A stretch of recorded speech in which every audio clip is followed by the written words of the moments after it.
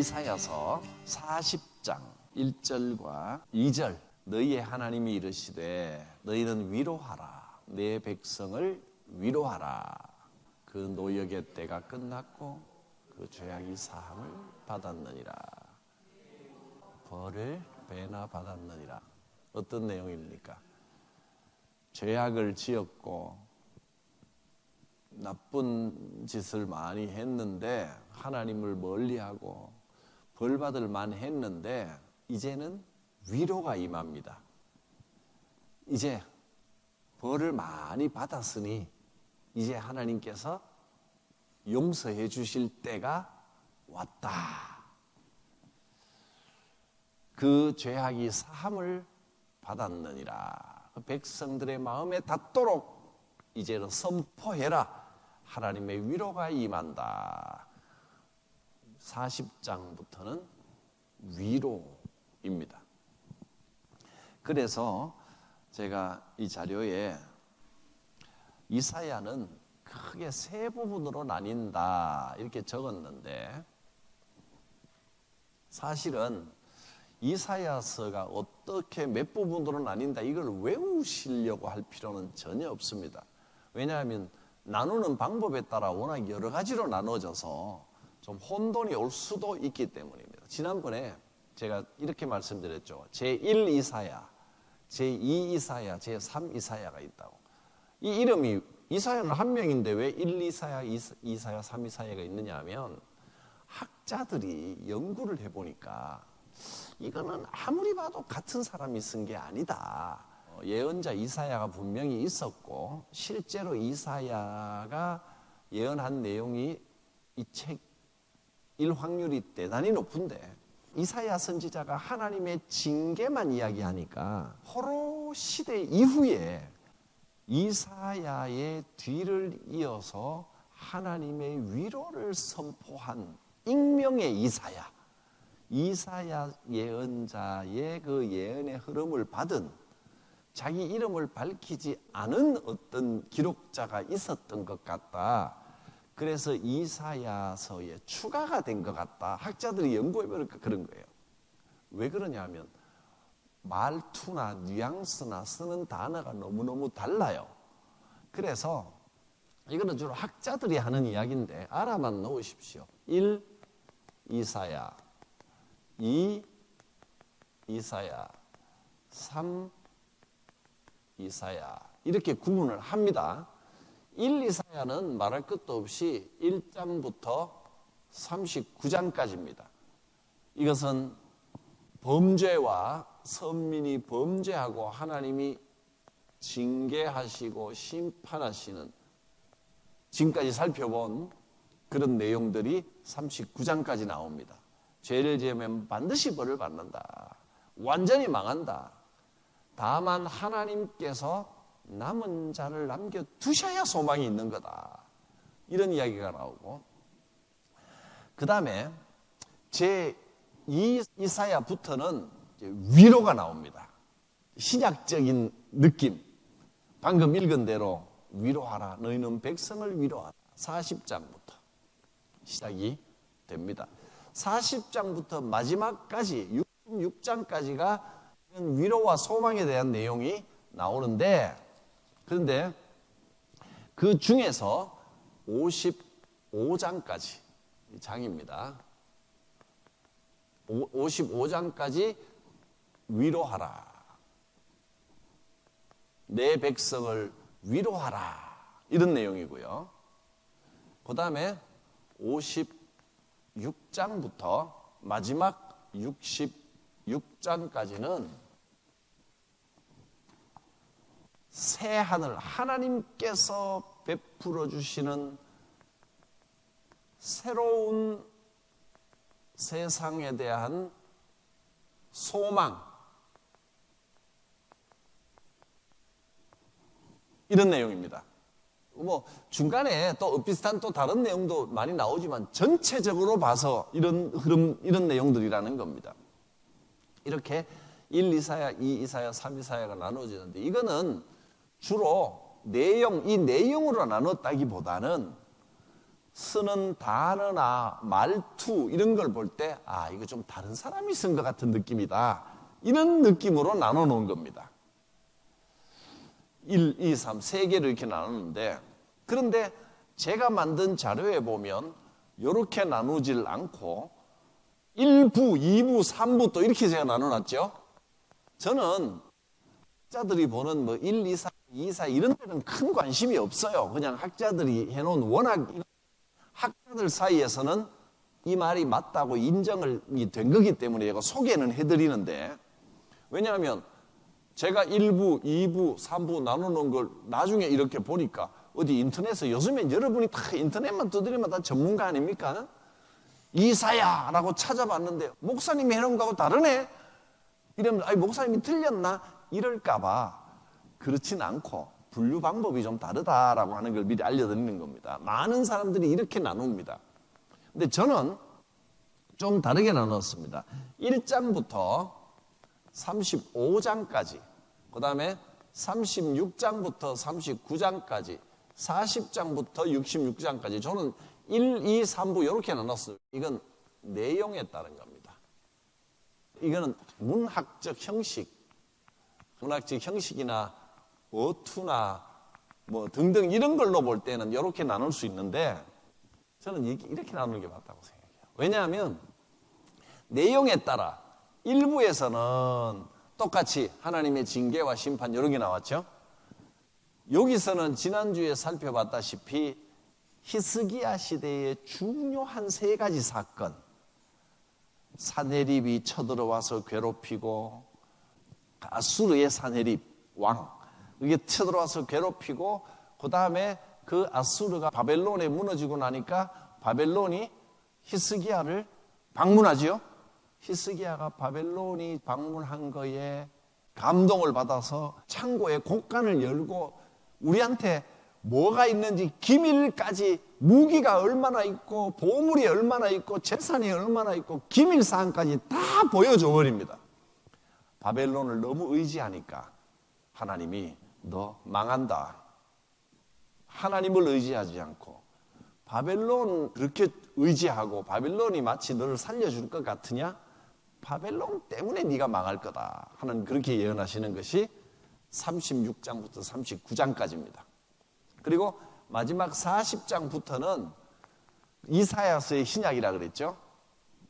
여기는 저는 이거 같은 의미로 보는 겁니다. 하나님이 위로하시면서 새로운 세상에 대한 소망을 주시고 여호와께서 구원하신다, 그런 의미가 40장부터 66장까지 나오더라. 이렇게 분류할 수도 있다. 저는 이 분류가 더 나은 것 같습니다. 자, 이 분류는 제가 상세하게 적지 않은 이유가 자료에 내가 다 써놨기 때문입니다. 한번 보겠습니다. 이사야서는 이렇게 학자들이 나누기도 하지만 저는 세 부분으로 이렇게 나눴습니다. 1장부터 35장까지는 우시야로부터 히스기야 시대에 선민에 대한 심판을 경고하고 회복을 약속하고, 회복은 어떻게 이루어집니까? 남은 자를 통하여 하나님께서 회복시키신다. 그 다음에 지금 잘난 척하고 잘 나가는 열방들, 이웃 나라들, 그들도 하나님께서 심판하신다. 결국 구원은 사람의 노력이 아니라 하나님의 개입으로, 하나님의 열심으로 남은 자에 의하여 이루어진다. 그런 내용이 35장까지 나왔고요. 36장부터 9절까지는 아수르의 사네립이 유다를 침공할 때 그 전후에 발생한 유다왕 13대 왕 히스기야 시대에 일어난 3대 역사적 사건, 방금 말씀드린 그런 사건들. 그 다음에 제3부는 이제 오늘 40장부터 시작이 됩니다. 40장을 시작하기 전에 39장 마지막 절을 보면요, 이런 내용이 나옵니다. 39장 5절부터 한번 보겠습니다. 이사야가 히스기야에게 예언을 합니다. 이때는 무슨 예언이냐면 히스기야가 바벨론 왕에게 잘 보이려고 창고 열고 무기도 보여주고 재산도 보여주고 다 보여줬잖아요. 그러니까 히스기야에게 이사야가 뭐라고 말하냐면 왕이여 잘 들으십시오. 결국 바벨론 때문에 망할 겁니다. 쫄딱 망합니다. 그 이야기를 지금 하는 겁니다. 5절 이사야가 히스기야에게 이르되 왕은 만군의 여호와의 말씀을 들으소서. 보라 날이 이르리니 내 집에 있는 모든 소유와 내 조상들이 오늘까지 쌓아둔 것이 모두 바벨론으로 옮긴 바 되고 남을 것이 없으리라. 여호와의 말씀이니라. 다 빼앗길 거다 그 말이죠. 그 다음에 7절 또 내게서 태어날 자손 중에서 몇이 사로잡혀 바벨론 왕궁의 환관이 되리라 하셨나이다. 끔찍한 예언입니다. 당신 자손들, 백성들, 왕족들, 귀족들 전부 바벨론에 잡혀가서 내시가 될 거다. 꼼짝 못할 거다. 이런 이야기를 하는 겁니다. 그러니까 이 말을 들은 히스기야의 심정은 어떻게 했습니까? 아이고 큰일 났다. 내가 잘못했구나. 후회가 되고 그래야 되겠죠? 마지막 절 읽어보겠습니다. 히스기야가 대답을 합니다. 이르되 당신이 이른바 여호와의 말씀이 좋소이다. 뭐가 좋아요? 아니 바벨론에 쫄딱 망하고 다 빼앗기고 당신 자손들은 전부 잡혀가서 환관이 되고 내시가 돼서 거기에 빌붙어 살 것이다 했는데 당신의 말씀이 좋소이다 이렇게 말합니다. 뭐가 좋을까요?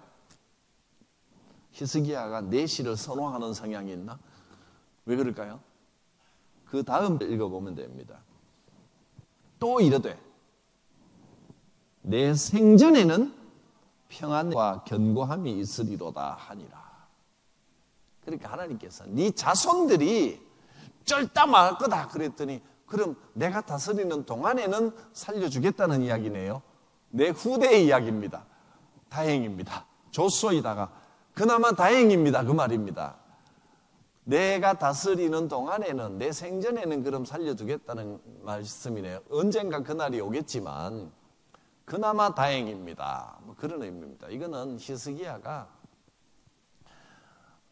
지만 살면 된다는 이야기인가? 이렇게 들릴 수도 있지만 워낙 하나님의 이 망한다는 예언이 엄중했기 때문에 당장이라도 막 절단날 것처럼 생각했는데 그나마 내 생전에라도 기회를 주시겠다니 그나마 다행입니다 라고 말할 정도로 심판의 예언이 무서웠다는 겁니다. 그래서 결국 이 일들이 다 일어납니다. 근데 이제 갑자기 분위기가 위로하라.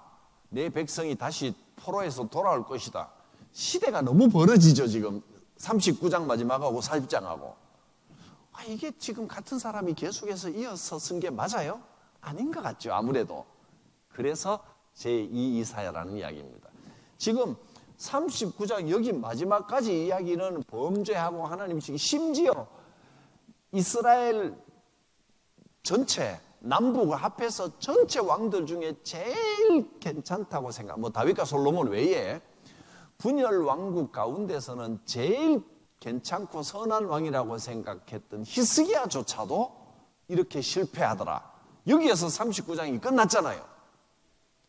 근데 40장에 갑자기 하나님께서 구원하신다. 내 백성을 위로하라. 하나님께서 돌아오게 하신다. 이 이야기가 나오니까 학자들이 보기에는 누구나 이거 나중에 이사야가 썼다 하더라도 이사야가 늙어서 썼던지 아니면 이사야의 사상을 이어받은 젊은 익명의 이사야 다른 사람이 썼는 게 아니겠는가 이렇게 생각할 수 있겠죠.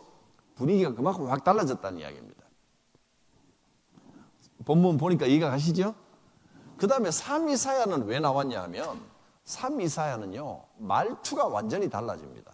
요것만 한번 56장 한번 찾아보고 갈까요? 어떻게 달라졌는지 56장을 한번 보십시오. 55장까지 말하던 이 어투, 문학적 형식과 어투가 완전히 달라집니다. 지금까지는 여호와께서 이사야에게 이르시되 또 이사야가 히스기야에게 말하되 이런 식으로 했죠. 갑자기 56장에 오면서 뭐가 나오냐면 여호와께서 이같이 말씀하시기를 이라는 말이 계속 나옵니다. 이거는 뭐냐 하면 이사야를 예언자 중에서도 하나님의 말씀을 전하는 전령, 사자로 생각하는, 나는 하나님의 사자다라고 하는 자의식이 이 글을 쓰는 사람에게 확실하게 들어있기 때문에 여기하고는 어투나 문학적 형식이 완전히 차이가 납니다. 이 연구하는 사람들은 여러분이 뭐 이것까지 기록하거나 알 필요는 없지만, 그러나 이제 이게 표현 방식입니다. 느음 야훼, 히브리어로 느음 야훼라고 하는 단어, 느음 이게 뭐냐면 말씀하시기를 느음 야훼 이렇게 씁니다. 여호와께서 말씀하시기를, 이 문장을 굉장히 중요하게 봅니다. 56장부터는 이 말이 계속 나오는 겁니다.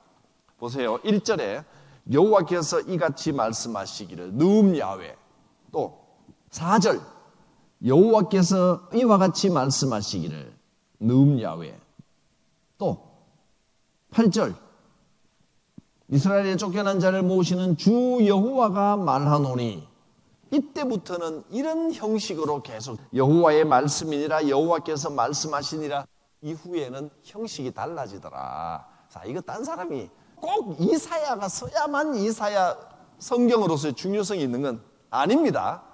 성령을 통하여 하나님이 쓰게 하신 거기 때문에 누가 썼든지는 상관없습니다. 어쨌든 그렇게 구분이 되어서 1, 2사야, 2사야, 3, 2사야 이렇게 구분을 합니다.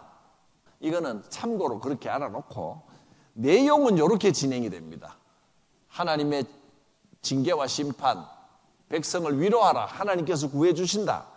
그리고 새로운 하나님이 보여주신 새로운 세상에 대한 소망을 가져라, 이렇게 진행이 되고 이렇게 나누는데, 저는 막 이 40장부터 66장까지를 다 묶어서 뒤로 하나님께서 보이신 위로와 소망 이렇게 분류할 수도 있고, 뭐 분류가 뭐 중요하겠습니까? 근데 그래도 분류가 또 필요합니다. 왜냐하면 긴 성경을 읽다 보니까 이렇게 분류해서 내용이 이렇게 진행되는구나 하는 거 알고 읽으면 성경 읽기가 굉장히 도움이 되기 때문에 이렇게 분류를 해봤습니다. 자, 제 3부 40장부터 해당되는 내용들을 한번 살펴보겠습니다. 제 3부의 내용, 어떤 내용들이 진행이 되느냐 하면 바벨론 포로 귀환을 통한 여호와의 구원을 예언하고 약속합니다. 하나님께서 이 포로에서 돌아오게 하신다. 여기 관로를 쳐놓은 건 한 절씩만 찾아보고, 다 읽을 수는 없고 이 시간에 한 절씩만 찾아보고 넘어가려고 옆에 관로를 쳐서 적었습니다. 43장 19절 하나님께서 어떤 선포하십니까? 보라, 내가 새 일을 행하리니 이제 나타낼 것이라. 너희가 그것을 알지 못하겠느냐? 반드시 내가 광야의 길을 사막의 강을 내리니. 여기서는 히스기야 시대까지 이야기였는데 40장부터는 시대적 배경도 완전히 달라집니다. 여기부터는 포로 시대입니다. 포로 시대. 그러니까 다르게 책을 2개를 썼는데 합쳤나 보다, 1부, 2부 이런가 보다 충분히 짐작할 수 있죠. 40장 이후로는 지금은 포로 시대인데, 포로로 잡혀서 먼 타지 땅에서 포로로 잡혀와서 암담하고 선민의 자존감도 잃어버리고 나라 잃은 서름의 삶을 살고 있는데 하나님께서 이 예언을 주시는 겁니다. 지금은 암담하지? 그러나 하나님께서 하신다. 보라, 여호와께서 새 일을 행하신다. 여호와께서 새 길을 내신다. 그렇게 선언한 겁니다. 그 다음에 49장부터 57장까지는 하나님께서 택한 백성의 종말론적 구속을 약속하신다. 하나님께서, 여기서 종말론은 종말론적이라고 하는 건 뭐냐면 이렇게 생각하시면 됩니다. 여러분, 종말론 그럼 뭡니까?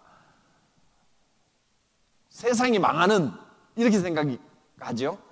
아포칼립, 그 마지막 때. 근데 그런 의미가 있지만 사실은 성경에서 종말론적이라고 하는 건 뭐냐면 인간 역사의 자연스러운 흐름이 아니라 하나님께서 개입하신다, 이런 뜻입니다. 하나님께서 직접 개입하시는 것이 종말적 사건입니다. 그러니까 예수님께서 이 땅에 태어나신 것도 종말론적 사건입니다. 하나님께서 직접 역사에 강력하게 개입을 하신 겁니다. 그래서 초대교회 성도들은 그때부터 종말론적 생각을 가졌잖아요. 그게 뭐냐면 예수께서 오셨고 곧 하나님께서 심판하실 때가 곧 온다 하고 임박한 심판을 생각하면서 살았습니다. 내가 살아있는 동안 주님의 심판이 올지도 모른다. 근데 그러고 2000년이나 지났는데 아직도 심판은 일어나지 않았습니다. 주님이 오시는 게 빠를까요? 우리가 가는 게 빠를까요? 아마 여러분 대부분이 내가 가는 게 더 빠르지 않을까 이렇게 생각을 하실 겁니다. 근데 초대교회 2000년 전부터 내가 살아있는 동안 주님이 곧 오실 것처럼 생각했다니까요. 그게 종말론적 사고방식인데 종말론적 사고는 시간의 문제가 아닙니다. 100년이 지나든 1000년이 지나든 2000년이 지나든 이게 문제가 아니고 하나님의 개입, 하나님의 심판하심이 분명히 있다. 이게 종말론적 사고입니다. 그러니까 주님이 안 오셔도 내가 가도 가는 거 아니에요, 주님 앞에. 그게 종말론적 마음으로 살아가는 겁니다.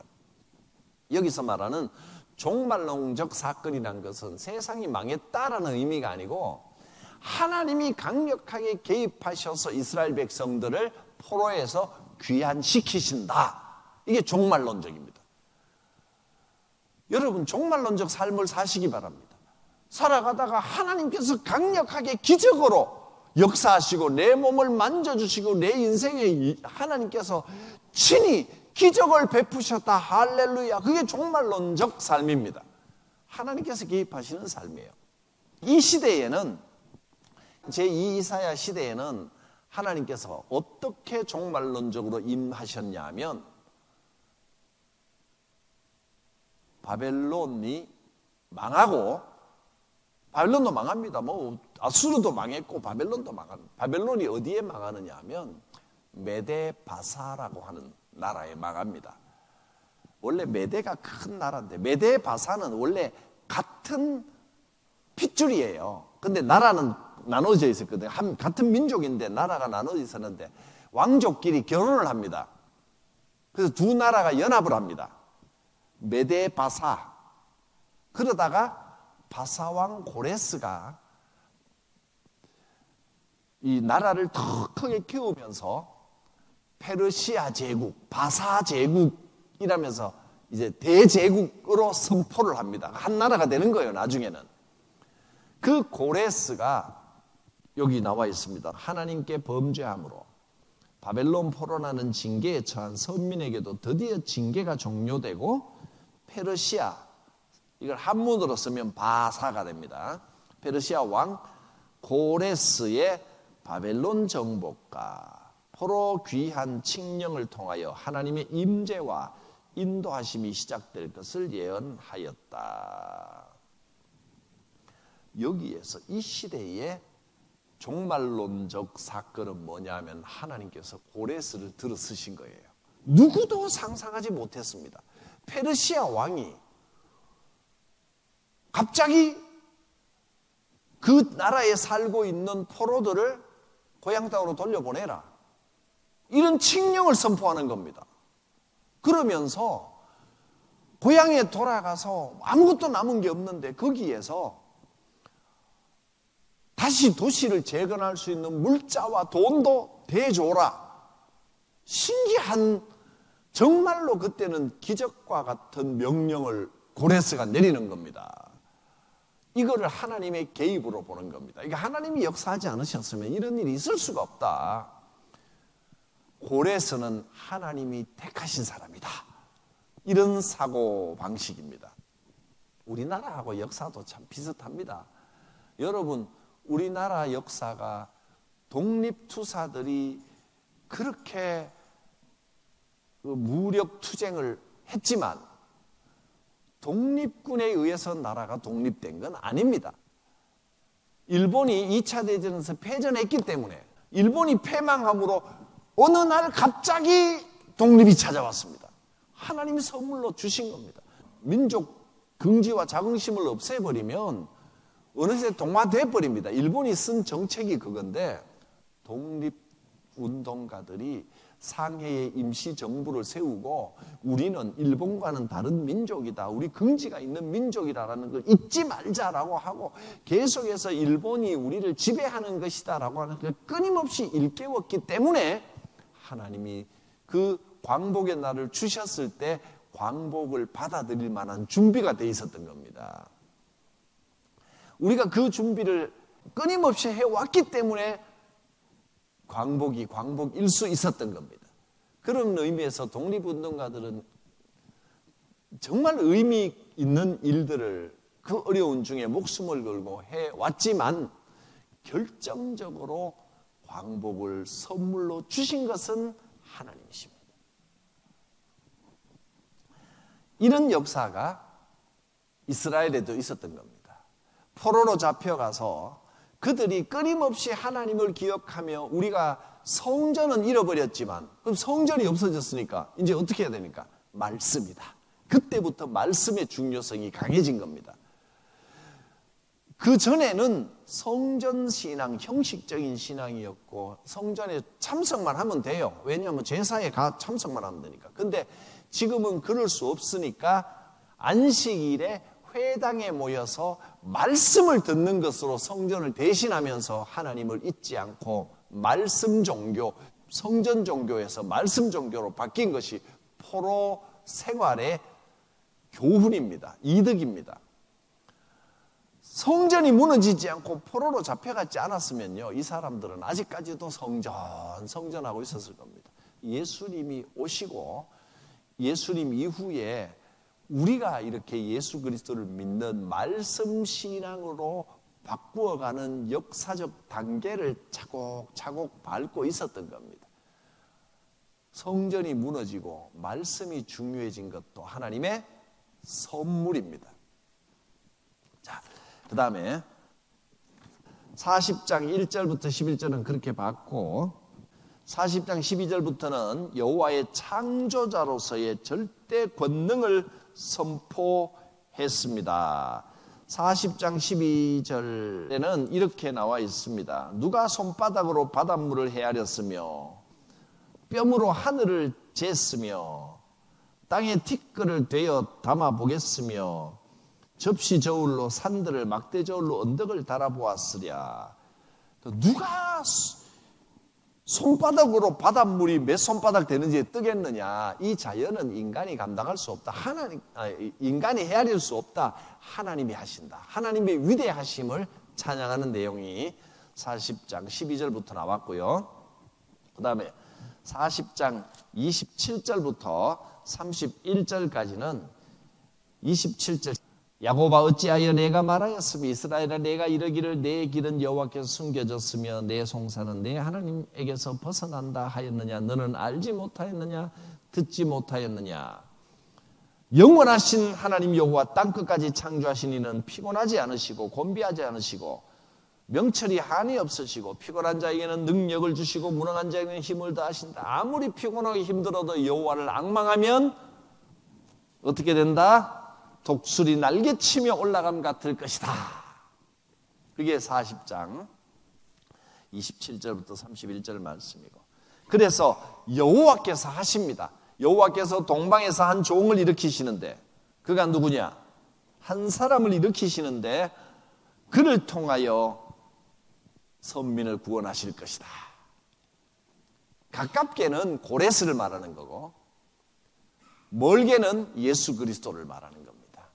41장 1절에서 20절 여호와께서는 동방에서 한 사람을 일으켜 열국을 정복하게 하시고 이를 통하여 선민을 이방의 압제로부터 구원하시는 주권자이시다.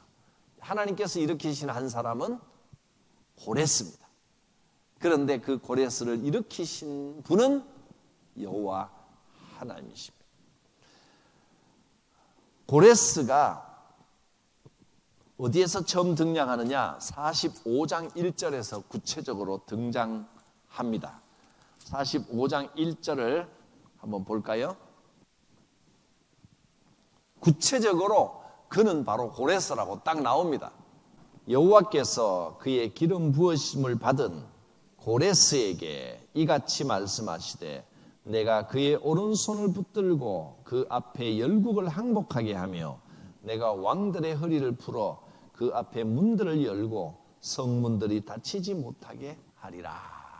고레스라고 이름까지 나오는 걸 보면 고레스가 포로 귀환 명령을 내린 다음의 시대에 쓴 책이란 말이에요.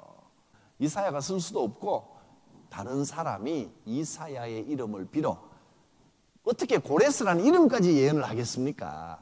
나중에 쓴 책이라는 걸 확실히 알 수가 있습니다. 그러니 학자들은 제2 이사야라고 부를만 하지요. 고레스라는 이름이 나왔습니다. 고레스가 어떤 사람인지는 적어놨으니 참고로 읽어보시면 되고요. 41장 21절에서 29절 우상의 무능력에 대하여 논증합니다. 우상은 아무것도 아니다. 그런 내용이 나왔습니다. 이 40장, 41장 내용을 살펴보았습니다.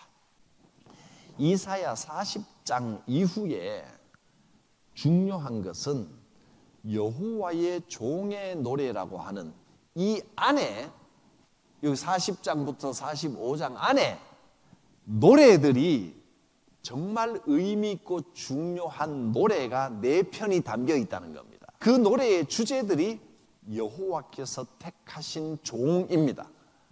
여호와의 종의 노래가 4개 나오는데 이렇게 하는 게 좋겠습니다. 주님이 이번 주간에 곧 오시는 게 아니기 때문에 다음 주에 해도 되는데 이걸 내가 이렇게 급하게 할 이유는 없을 것 같습니다. 제가 다음 주에 이사야를 끝내라고 작정을 했지만 그건 내 계획이고 하나님께서는 내 생각은 내 생각과 다르다 하시는 줄로 믿고 다음 주에 여호와의 종의 노래를 하고 여호와의 종의 노래 2로 바꾸겠습니다. 그리고 이사야를 한 주 더 하도록 하겠습니다. 아무튼 여기 종의 노래가 4가지가 나오는데 대충만 살펴보면 첫 번째 종의 노래 한번 보십시오. 42장 1절 성경을 찾아보면 정확하게 요 안에서 시작이 있고 끝이 있는 하나의 노래구나 하는 걸 딱 알 수 있습니다. 노래라고 하는 게 여러분 멜로디가 붙어 있는 걸 말하는 게 아니고 시입니다. 시. 하나의 시편의 노래입니다. 시편 하면 성경이고 시로 된 노래, 낭독하는 노래라고 생각하시면 됩니다. 내가 붙드는 나의 종, 내 마음에 기뻐하는 자, 곧 내가 택한 사람을 보라. 내가 나의 영을 그에게 주었은즉 그가 이방의 정의를 베풀리라. 그는 외치지 아니하며 목소리를 높이지 아니하며 그 소리를 거리에 들리게 하지 아니하며 상한 갈대를 꺾지 아니하고 꺼져가는 등불을 끄지 아니하고 진실로 정의를 시행할 것이며. 누구에 대한 노래입니까? 딱 봐도 예수님이잖아요. 신기할 정도로 예수님에 대한. 그러니까 여호와의 종은 예수 그리스도를 예언했나 보다. 우리는 다 그렇게 생각하지만 이 당시에 이거를 읽던 이스라엘 백성들은 예수님을 모릅니다. 누구를 생각할까요? 고레스가 하나님이 택한 종이었구나. 하나님께서 상한 갈대 같은 우리를 고레스를 통하여 구원하여 주셨구나. 누구나 그렇게 생각하는 겁니다. 이 예언은 2가지 의미가 있다는 겁니다. 그 당시로서는 고레스에 대한 예언이요. 어쩌면 예언이라기보다는 우리가 지금 봤지만 이 이사야에서의 고레스라는 이름이 딱 나왔잖아요. 그럼 이거는 고레스가 나중에 이런 인물이 나타날 것이다라는 예언이 아니라 고레스가 그 명령을 내리고 난 다음에 기록된 책이 있을 확률이 많습니다. 그러니까 고레스를 찬양하는 것, 여호와의 도구 고레스를 칭송하는 동시에 앞으로 오실 예수 그리스도를 예언하는 겁니다. 여호와의 종의 노래는 그런 겁니다. 두 번째 종의 노래 49장 1절을 한번 살펴보겠습니다. 여기까지만 보겠습니다. 49장 1절부터 7절까지가 두 번째 여호와의 종의 노래인데, 산들아 내게 들으라, 먼 곳 백성들아 귀를 기울이라. 여호와께서 태에서부터 나를 부르셨고 내 어머니의 복중에서부터 내 이름을 기억하셨으며, 이렇게 시작해서 3절, 너는 나의 종이요 내 영광을 내 속에 나타낼 이스라엘이라.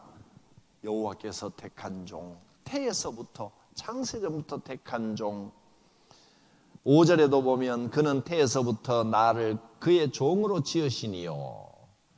계속 여호와께서 나를 택하여 종으로 삼으셨다, 이런 이야기가 나오고 그렇게 진행이 됩니다. 네 번째 53장 네 번째 여호와의 종의 노래가 가장 유명합니다. 여러분이 고난주간 때마다 신약을 인용하지 않고 신기하게 구약 이사야를 인용하면서 53장을 많이 인용하잖아요. 그가 찔림은 우리의 허물 때문이요. 시작은 고레스로부터 시작했는데 그가 찔림은 우리의 허물 때문이에요. 이쯤 오니까 이건 고레스가 아닌 거예요. 이미 이 종이 고레스가 아니네. 그럼 누구지? 예수 그리스도일 수밖에 없다는 겁니다. 이렇게 구체적으로 마치 예수님 따라다니면서 기자가 취재하면서 적은 것처럼 생생하게 500~600년 전에 기록했는데 이렇게 놀랍도록 예수님의 모습을 생생하게 예언했다는 겁니다. 그래서 이사야서에 나오는 여호와의 종의 노래가 놀랍고 의미 있습니다. 오늘 여기까지 하고 다음 주는 여호와의 종의 노래를 좀 더 구체적으로 살피면서 이렇게 공부하듯이만이 아니라 그 문장과 내용과 찬양을 보면서 위로받고 은혜 받는 그 노래 가사를 통해서 우리가 내 이야기구나 하고 은혜 받는 시간을 좀 가지도록 하겠습니다. 기도하겠습니다. 거룩하신 하나님, 오늘도 주의 말씀으로 위로하시니 감사합니다. 징계하시고 심판하시지만 남은 자를 두시고 결국은 구원하시는 하나님의 뜻을 믿습니다. 우리가 눈으로 보기에는 절망적이고 소망이 없어 보일 때에도 여호와의 종말론적 개입이 있을 것을 믿고 신뢰합니다. 살아계신 하나님을 의지하는 믿음, 하나님으로 인하여 위로와 소망을 가지는 믿음 되게 하옵소서. 여호와께서 우리를 독수리 날개치며 올라감같이 하여 주실 줄 믿습니다. 우리 구주 예수 그리스도의 구원의 은혜와 하나님의 크신 사랑과 성령님의 인도하심이 성도들 각 사람 머리 위에 충만히 임하시기를 축원하옵나이다. 아멘.